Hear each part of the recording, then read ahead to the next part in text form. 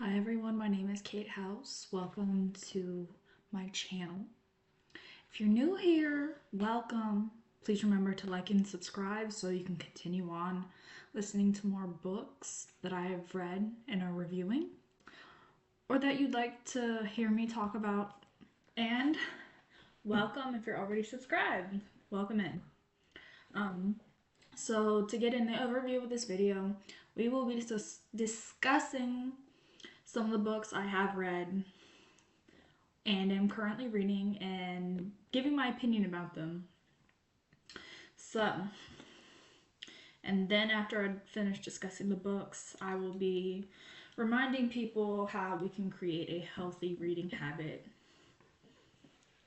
So, overview of the books I have read. The books I have selected are Virginia Hume's Haven Point. I just finished that the other day. And then I picked up a new audiobook to read, which is Paper Doll, Notes of a Late Bloomer by Mulvaney. So Haven Point and Paper Doll are both audiobooks. I will be listening to them or have listened to them, and I will be giving my feedback on them. So since I just finished Haven Point, I will be discussing that with you. Haven Point reminds me a lot of like a mysterious, like deep family secret, similar to The God of the Woods. Oh, who wrote that book? Oh God. Liz, oh, what's your last name? I don't remember. I'm so sorry. And then it's like on a deserted island. Not deserted, but rich people are the only people that can live here. It's off the coast of Maine. It's, if you're unfamiliar, it's giving the vibe of Martha's Vineyard. So if you've read any of know anything about Martha's Vineyard off the coast of Massachusetts, very wealthy women give up their lives to devote to their husbands and things of that nature. Thought it was interesting. I liked it.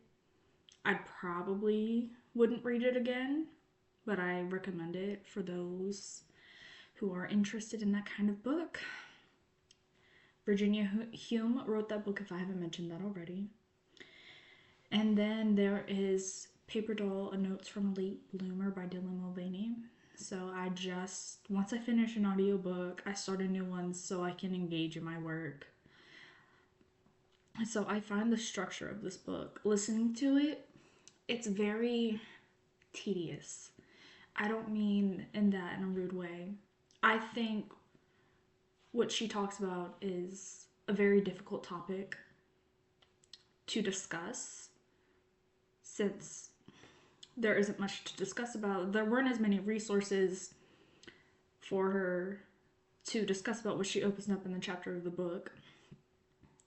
So I find it a very beautiful learning topic to learn from in a memoir. Secondly, since I'm listening to it as an audiobook, there's a lot of structure that I'm missing from it. I just find it very difficult to, if I was reading it, I would, as a paperback or a hardback or an ebook, it's structured two different ways. So it has an essay structure, and it has more of like this, what is it opens up in the introduction with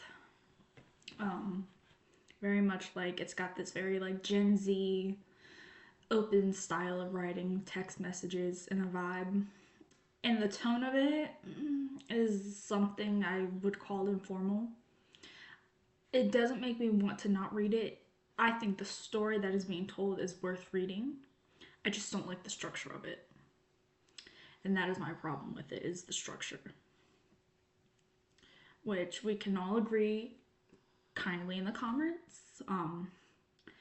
I just listen to ebooks to keep up my work and be a good reader. And then those are my thoughts on those two books. So if you have any book suggestions that you would like to drop in the comments, please drop them So we will get back to how to become a better reader. So one of the ways I started this journey is because I wanted to be a better person for my cousins at that young age where they're first starting to learn about books. And I think books are an crucial part in development and reading. So I said, how do I become a better person and influence to them? Read a book. Pick up a book. I don't care if it was a picture book at that point for myself. I was going to read. And I ended up reading a lot of audiobooks and listening to them. And then I started reading picture books to her. In the end, from late November to December 31st of last year, I read 6 books, including a lot of picture books, to her. So then this year in January, I've been using an app to keep track.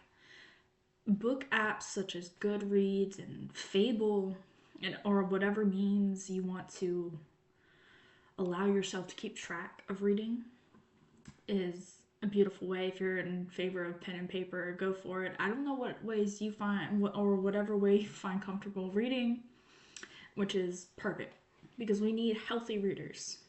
Because there is a literacy crisis between adults, because we're not reading as much pages, and it's important for our vocabulary development as adults and any age. Children, teens, young adults, seniors, all important to read.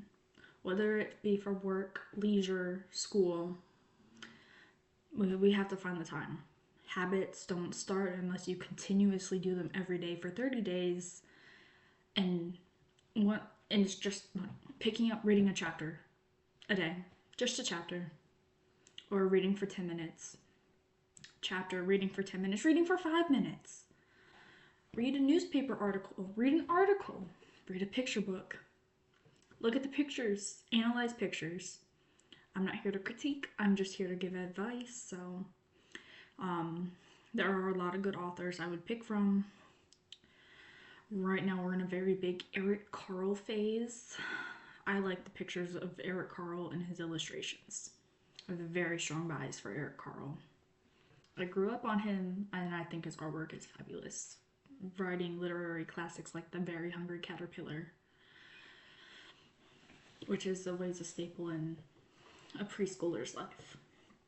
So I've been reading for 117 days so far. I don't remember, whatever January 1st to May 5th is of this year.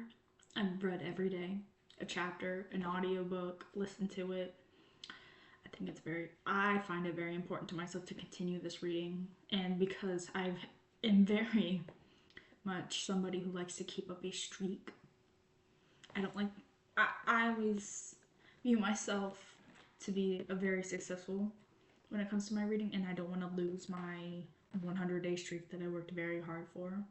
So even at 11:50, when I forgot to read, I open up my audiobook and start listening to it before I go to bed. I read a chapter before I go to bed. Gotta do something to keep up my streak so I don't fall behind.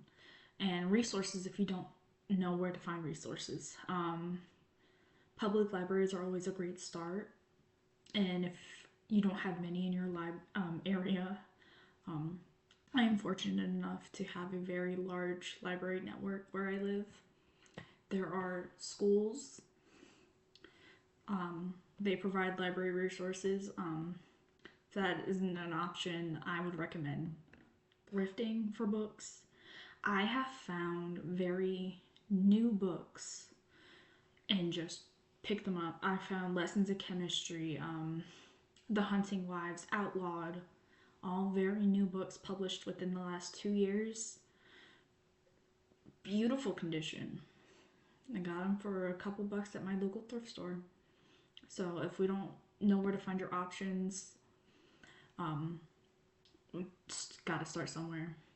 And if you have a lack of resources in your area, I recommend starting a children's library, like with those library bookshelf things on the go. Have one for adults, have one for children.